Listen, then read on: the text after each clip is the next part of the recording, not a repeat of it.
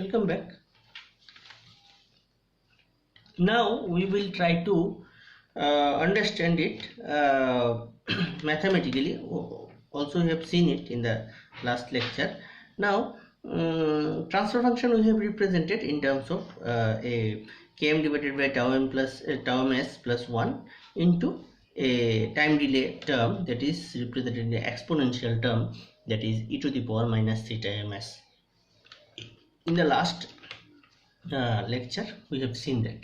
Now the question is how to represent it. You see, g of s equal to km divided by tau ms plus 1 into e to the power minus theta ms. This is the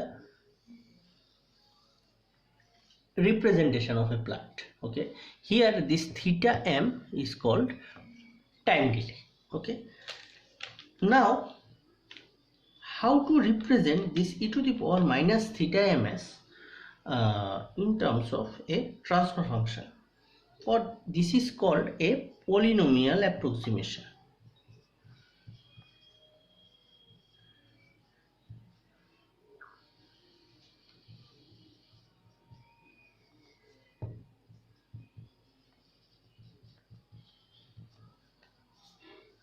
Polynomial approximation of e to the power minus say theta s. I am not writing theta m for simplicity. E to the power minus theta s. This will be the polynomial approximation may be achieved using the Taylor series expansion.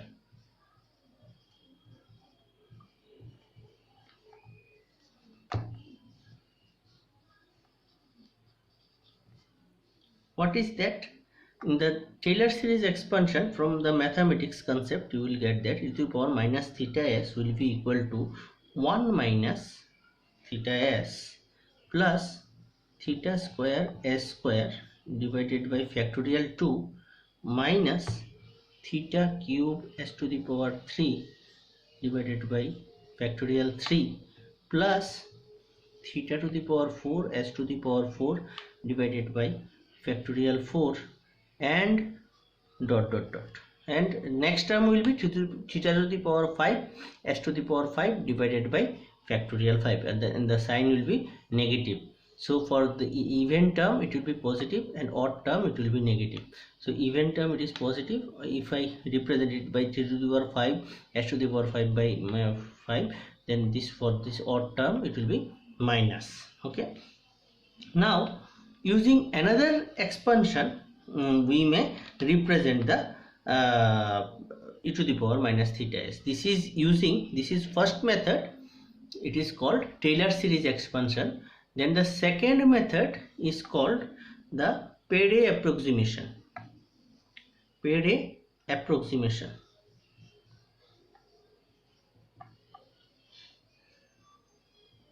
In this Pede approximation, this e to the power minus theta s will be approximately denoted as 1 minus theta divided by 2s divided by 1 plus theta divided by 2 into s. This is another form of representation.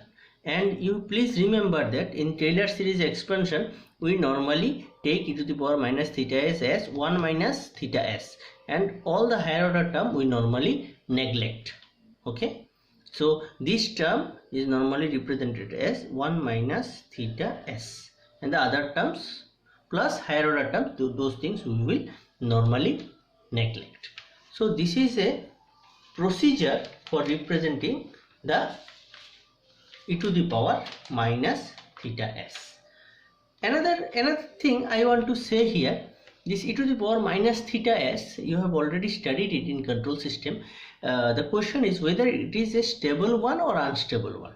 Okay, so always remember e to the power theta s is unstable because it is increasing as I progress in x-axis. Okay, but e to the power minus theta s will decrease from the initial condition.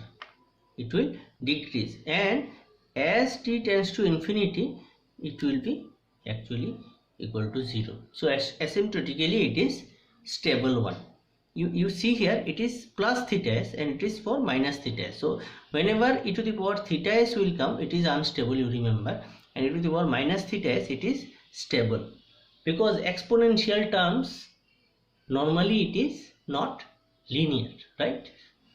Both are non-linear, but it is unstable, it is stable, so it is stable one. Just for your understanding, I have told this. Now we will see a numerical in the next lecture. Okay, thank you.